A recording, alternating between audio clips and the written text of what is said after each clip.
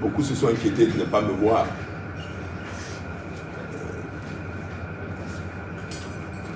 Certains en connaissent les raisons.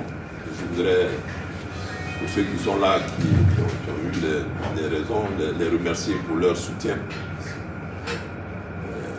Donc aujourd'hui, je peux vous dire que je suis d'attaque. Donc nous allons reprendre le travail où on l'a laissé. Pour certains, ça peut paraître... ça peut donner l'impression qu'on a laissé le champ aux adversaires. Mais vous savez, avec tout ce qui s'est passé au Cameroun, je peux vous assurer que je suis content de n'avoir pas été là-bas. Parce que le spectacle que nous avons présenté à l'Afrique, c'est un peu triste. Mais pour ce genre d'aventure, on ne doit pas s'engager seul. Donc chacun y va avec ses soldats et puis ses hommes. Et ces hommes-là occupent, si on veut parler en restant dans le langage footballistique, chacun de ces hommes-là occupe un couloir.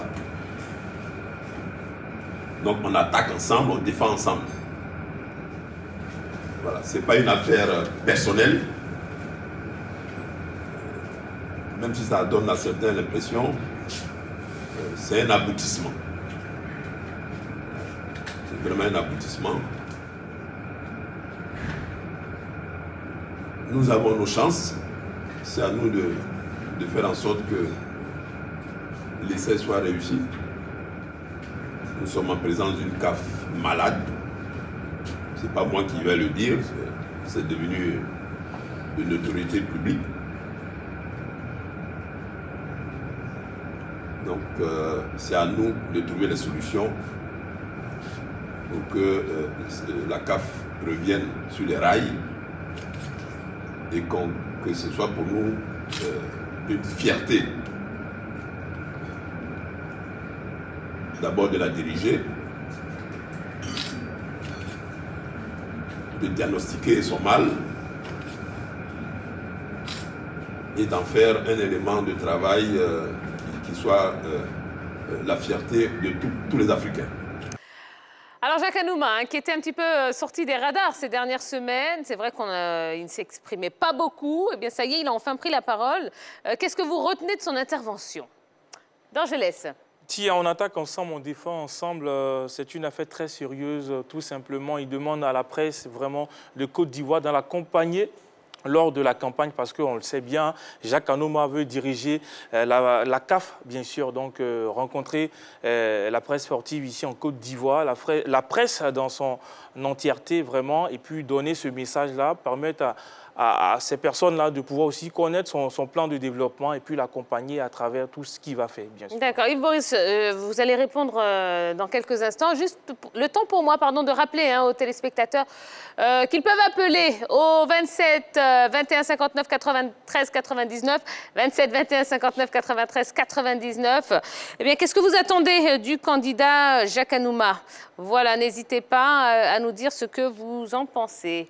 Allez-y. Oui, il faut déjà saluer la sortie de Jacques Anouma, car on estimait que depuis que sa candidature a été validée par les instances dirigeantes du football, il était un peu silencieux. Déjà, dans son discours, il se montre rassurant et il affiche ses intentions et surtout il se montre un peu offensif parce qu'on sent que certains candidats ont commencé à investir un peu le terrain et lui, on ne le sentait pas. Et là, il demande vraiment l'union sacrée autour de sa personne, autour de sa candidature pour l'accompagner dans ce projet, dans cette aventure, comme lui-même il a signifié dans cet élément. Et on espère que tous les Ivoiriens, les fils et filles, j'ai dit de bonne volonté et qui ont envie de faire la promotion de ce candidat ivoirien pour le poste de la CAF, eh bien qu'on puisse l'accompagner et ce sera notre rôle de le faire. Jules, qui nous appelle de Koumassi, bonsoir. Bonsoir Atia. Vous allez bien? Oui, je vais bien, par la grâce de Dieu. D'accord. Alors Jules, le président Jacques Anouma donc, va présenter son programme ce vendredi. Qu'est-ce que vous attendez de lui? Bon, moi je pense que ce que j'attends particulièrement du président Jacques Anouma, voilà, je sais que c'est un président charismatique qui a déjà trouvé en Côte d'Ivoire ici, même voire même sur le continent. Voilà, il a déjà fait ses preuves. Mais là où nous l'attendons plus, je pense bien que c'est la redynamisation du football africain, comme il a fait avec l'équipe de Côte d'Ivoire. Je pense que c'est ce chantier-là qu'il doit faire avec les confédérations africaines. Comment redynamiser le football africain. Oui. Voilà, je pense que cela, vraiment donnant des dates précises sur nos compétitions, c'est-à-dire la CAN, et aussi sur la compétition du CHAN. Voilà, là, pour moi, je pense que sur cette compétition, il doit permettre à tous ceux qui évoluent sur le continent africain de pouvoir évoluer avec l'équipe nationale. D'accord. Voilà, je pense que c'est sur ce chantier-là que moi, j'attends vraiment le président et sur aussi des dates pour nos compétitions, surtout la CAN. On doit avoir une visibilité au niveau des dates pour la CAN. Oui. Voilà, très bien. Que... Merci beaucoup, Gilles. Merci pour votre appel. Merci à vous également. Allez, bonne soirée. Qu'est-ce que vous attendez du candidat, Jacques Anouma? Il y a beaucoup de choses à faire au niveau de la Confédération africaine de football. Il y a énormément de choses.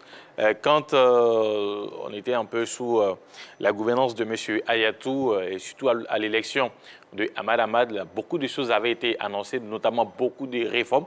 Mais on a vu dans ces réformes-là, on a rencontré beaucoup de difficultés. Et surtout avec l'arrivée d'Ahmad, il y a eu tellement de scandales au niveau de la Confédération africaine de football que déjà, avec cette nouvelle élection, surtout pour ce qu'on a envie de voir pour les années à venir, il faudrait que voilà, M. Anouma arrive à remettre sur pied cette Confédération africaine de football parce qu'elle a été tellement secouée, elle a perdu pas mal de choses, elle a été tellement titillée qu'il faut essayer de remettre tout à plat et de rebâtir. Il y a pas mal de choses qui existent, qu'il faut corriger. Mais moi, lors de cette conférence-là, je l'ai senti triste. Voilà, je l'ai senti un peu triste, par le visage même, je ne sais pas trop, mais c'est mon sentiment. J'ai senti le président un peu triste. Triste? Oui, un visage triste, pas... Il ne dégage pas... Il n'a pas montré genre la haine de quelqu'un qui va au combat. Voilà, moi, c'est mon sentiment. D'accord. On a M. Gobou qui est à Anono. Bonsoir, M. Gobou. Bonsoir, Tia. Comment allez-vous? Oui, très bien, ça va. Et vous? Ça va super, merci beaucoup. Alors, ma même question pour vous, Monsieur Gobou. Qu'est-ce que vous attendez du candidat Jacques Anouma? Bon, premièrement, je voudrais d'abord féliciter mon président Jacques Anouma. Oui. Allô? Oui, allez-y, on vous entend bien. Voilà. Je souhaiterais féliciter d'abord mon président Jacques Anouma parce que j'ai travaillé pour lui quand il était président de la JCA. D'accord. Et connaissant ses qualités, et je pense qu'il a tout ce qu'il faut pour pouvoir diriger cette confédération africaine de football. Et d'abord, il a prouvé que le football, il a d'abord prouvé, quand il était président de la Fédération ivoirienne de football, il a prouvé qu'il avait cette poigne. Il a vraiment rehaussé le football ivoirien. Et donc, moi, je pense qu'il a tout ce qu'il faut pour que la CAF lui revienne et que la CAF revienne à la Côte d'Ivoire. Voilà. D'accord. Très bien. Merci pour votre appel, Monsieur Gobou. Allez, passez une belle soirée. Roger Stéphane. Mais j'attends du président Jacques Anouma qu'il restaure et redore un peu le blason de la Confédération africaine de football qui a été très terni sur ces dernières années avec le mandat, on va dire, un peu chaotique du président Ahmad. J'attends de lui qu'il amorce un vrai développement du football africain. Il y a tellement de disparités au plan continental entre les différentes régions. Et puis notre football, c'est un peu très en retard par rapport à ce qui se fait dans le monde entier. Donc, qu'il y travaille. Et comme il dit lui-même, on ne va pas à ce genre de bataille tout seul. Il y a un volet politique, il y a un volet diplomatique, il y a un volet médiatique. Et la rencontre avec la presse ce matin s'inscrit dans ce cadre-là. Il a toujours eu une bonne relation avec l'ensemble de la presse. Bon, on espère qu'on va tous l'accompagner pour qu'il soit le futur président de la Confédération africaine de football. Monsieur Perico, qui nous appelle de Yakassé. Bonsoir, Monsieur Perico. Ouais, bonsoir, Tia. Comment allez-vous? Bon, je vais très bien pour mon retour. D'accord. C'est vrai que ça fait quelques jours qu'on ne vous a pas entendu. Eh bien, c'est un plaisir de vous retrouver.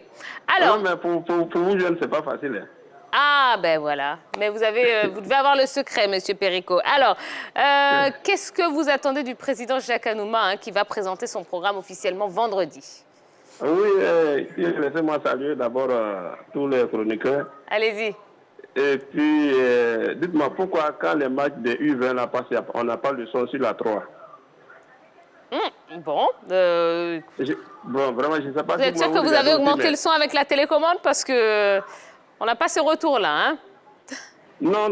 Mais à chaque fois, quand vous mettez les matchs là en direct, il n'y a pas de son. D'accord, bon. Donc, demandez, tout le monde va vous dire ça. D'accord, très bien. On fera remonter l'information. Allez, revenons à Jacques Anouma, s'il vous plaît, Monsieur Perico. Voilà. Non. En fait, tout ce que nous, on veut, c'est de se faire entourer par une vraie équipe conquérante. Malheureusement, il part un peu handicapé parce que, normalement, comme lui n'est pas président de fédération, et que s'il y avait vraiment le président de la fédération, Guémé était là, et avec l'équipe, ils allaient vraiment tourner, faire du lobbying. Donc maintenant que cette équipe n'est plus là, que c'est le comité de normalisation qui n'a pas trop le temps pour vraiment faire tout ça, parce que le comité est là, il y a beaucoup de choses à faire. Donc, il faut qu'il s'entoure d'une vraie équipe, qui connaisseurs, et puis surtout qu'il ait le courage d'aller vers tous ceux qui n'avaient pas soutenu auparavant, leur demander, demander leur aide pour que vraiment cette CAF-là puisse revenir à la Côte d'Ivoire. Bon, malheureusement, au moment où Anouma était tout feu, tout flamme, le grand, bon, il n'a pas pu aller loin. Et cette fois-ci, bon, on espère que la Côte d'Ivoire va avoir cette CAF-là. Et en allant au charbon, en mettant les tests là de côté. Par exemple, il ne faudrait pas qu'on dise non, Amad ne peut pas être candidat pour les tests actifs 15, actifs 20, 50, tout ça, il faut qu'il parte faire une campagne pour se faire élire. C'est ce que nous demandons pour que la Côte d'Ivoire soit honorée. D'accord, très bien. Merci beaucoup, Monsieur Perico, pour votre appel. Allez, le mot de la fin concernant donc Jacques Anouma. Ce programme, j'espère qu'il sera inclusif et rénovateur. J'espère qu'il va marquer la rupture avec l'ancien système, un système opaque. J'espère aussi que ce programme va apporter une certaine indépendance à la Confédération africaine de football. En un mot, il faut que Jacques Anouma puisse avoir un programme en béton pour aller chercher cette Confédération africaine de football, cette présidence. Bon, eh bien, en tout cas, on lui souhaite bonne chance et on sera là pour le soutenir. Voilà. Allez, on va passer à la suite. Il nous reste quelques minutes à peine à passer ensemble. Et vous savez que depuis lundi, la 3 célèbre son premier anniversaire. Oui, 1 an que la chaîne existe. Et l'un des sujets passionnants de ces 12 dernières années, c'est évidemment l'élection du président de la FIF. Et sur LGT, eh bien, les acteurs clés du processus ont été reçus. Extrait. Pour moi, Didier, c'est un footballeur extraordinaire, exceptionnel. Et ce que Didier a apporté au football ivoirien, je ne vois pas un joueur aujourd'hui qui peut nous l'apporter. Mais en même temps, c'est vrai que Didier a été un très grand footballeur. Mais en même temps, Didier arrête sa carrière à peine. Et quand tu regardes la crise que vit notre fédération, notre football, pour moi, c'est un peu tôt que Didier devienne le président de la fédération de football parce qu'il ne maîtrise pas encore les rouages. Pour moi, il peut venir apprendre. C'est le document signé du ministre René Dibi, n'est-ce pas? On a mis là, parce que le texte dit qu'il doit signer. Et vous aussi, vous devez signer. Voilà. Il a signé. Moi, j'ai dit qu'il ne signe pas. Donc, c'est dans votre véhicule. Est-ce qu'il a signé? C'est dans mon véhicule. On va demander à votre collaborateur. Vergès de repartir. Il a quand même envoyé le document que le ministre a signé. D'accord. Nous avons fait un tour de table à l'unanimité, je l'ai dit, les élèves. Un tour de table, tout le monde a dit. Ok, il n'y avait qu'un seul qui a dit que lui, il ne met pas son nom là-dedans parce qu'on a compris après pourquoi, parce que chacun a des intérêts. Bon, de grands moments qu'on a vécu sur le plateau de la Grande Team, mais c'est pas fini, puisque on n'a toujours pas de président à la fédération, donc je suppose qu'il y en aura encore d'autres à vivre. Bon, justement, quand vous regardez ça, quel souvenir vous gardez de ces différents passages? Grand moment de télé, j'ai envie de dire, parce que c'était vraiment des moments exceptionnels où, on était tous braqués sur nos petits écrans pour suivre un peu le feuilleton qui n'a pas encore pris fin d'ailleurs, de ces élections à la Fédération ivoirienne de football. Donc c'était des grands moments de télé pour nous. OK. Il ne connaît pas les rouages, on va dire beaucoup d'émotions sur notre plateau. Donc c'était tout simplement, je veux dire, magnifique, grand moment de télé où on a quand même fait exploser l'audimat ici en Côte d'Ivoire quand même. Et les fameux rouages, c'est devenu quand même une expression mythique que tout le monde a repris. Et tout ça, c'est parti du plateau de la Grande Team. Oui, Henri Jo. Comme on le dit en Côte d'Ivoire, j'ai aimé. Ouais. Et vous, René Stéphane? Non, des moments de grande tension, le processus électoral a été très passionnant. Et le sera encore, a priori.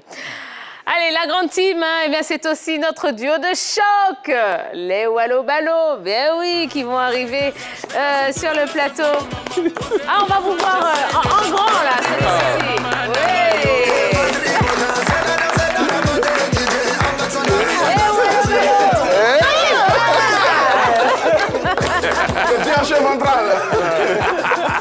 Bon, avant de vous donner la parole, messieurs, un petit extrait de vos performances. Alors,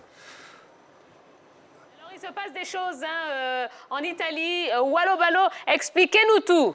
Oui, Tia, l'Inter vient de se mettre à l'abri en marquant ce deuxième but. Martinez est parti entre deux joueurs de Naples. Il a vu la position du portier de Naples. Une frappe tendue à mener de 35 mètres. C'est le 2-0. Oui, Tia, oui. On peut exulter ici au stade Giuseppe Meazza avec cette frappe superbe de Lautaro Martinez. 74e minute de jeu. Frappe décochée par le Torero. Le grand maestro, le grand attaquant de l'Inter de Milan. Ça fait mouche si vous êtes supporter de l'Inter de Milan à la maison. Allumez la clim. Sautez dans votre salon. C'est magnifique ce qui se passe au stade Giuseppe Meazza. C'est la folie. Tia. Ah, Tia, ballon veut s'envoler. Et il risque bien de s'envoler. Hein. Allez, racontez-nous un petit peu votre duo, Monsieur Wallo. Bon, quand on a... Quelques secondes, oui, quand on a la Ligue des Champions, on travaille avec le réalisateur qui est Yann, qui nous dit comment on doit se positionner.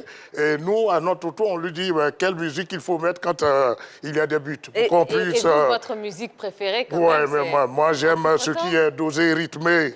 Bien vissé. Bien vissé, sans bouger. Et vous, Ballo, Oui, alors comment ça se passe au quotidien avec Wallo? Ça se passe bien. Ce qui est intéressant avec ce duo-là, c'est que c'est notre différence qui fait notre complémentarité. Ah, ça. Voilà, on est différents. On est différents physiquement. J'espère que tu as le carton rouge. Monsieur, Pour qui? je ne vais pas venir. Voilà, allez, carton rouge, René Stéphane. Non mais... Ouais, ben en tout cas, on vous adore, messieurs. C'est une très, très belle année en votre compagnie. Oui. Et ça ne fait que commencer. Il y en aura encore beaucoup. Oui, on aura de gros matchs. Déjà, la Ligue des Champions a commencé. Et ce soir, on a vu la belle victoire du PSG, 4-1. 4-1 pour Mbappé. Là, il a envie d'esquisser quelque part de danser. Oui, mais parce que Yann hésite un tout petit peu, parce que là, c'est... Il veut te faire plaisir un peu. Tia. On peut la faire un Tia, le Paris Saint-Germain.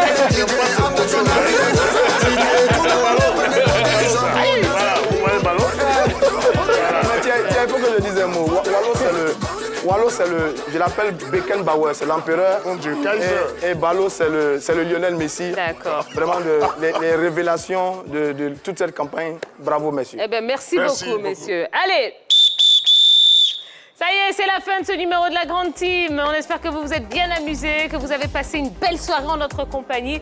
Eh bien, demain, encore de belles choses à vous proposer à partir de 18h30, oui, puisqu'il y aura une belle affiche dans le cadre de la CAN U20 et puis suivi de la Grande Team. Et ce sera le 3e et dernier jour. Hein, vous savez, on est en mode anniversaire. On vous prépare de grosses surprises. Donc, on compte sur vous pour être présents. Et on n'oublie pas hein, les deux résultats de la soirée. Gambie-Maroc, 1-0 pour le Maroc. Ça, on parle évidemment du groupe C hein, de la CAN U20. Et puis, Ligue des Champions, Barça-PSG. Le PSG qui a écrasé le FC Barcelone 4-1 avec un triplé de Kylian Mbappé. Et dans l'autre rencontre, Leipzig-Liverpool, 2-0 pour Liverpool. Voilà, on en parlera un petit peu plus en profondeur demain, je vous le promets. Allez, passez une belle soirée. Puis rendez-vous demain à 18h30 sur la 3. Bisous, bisous. Bye bye.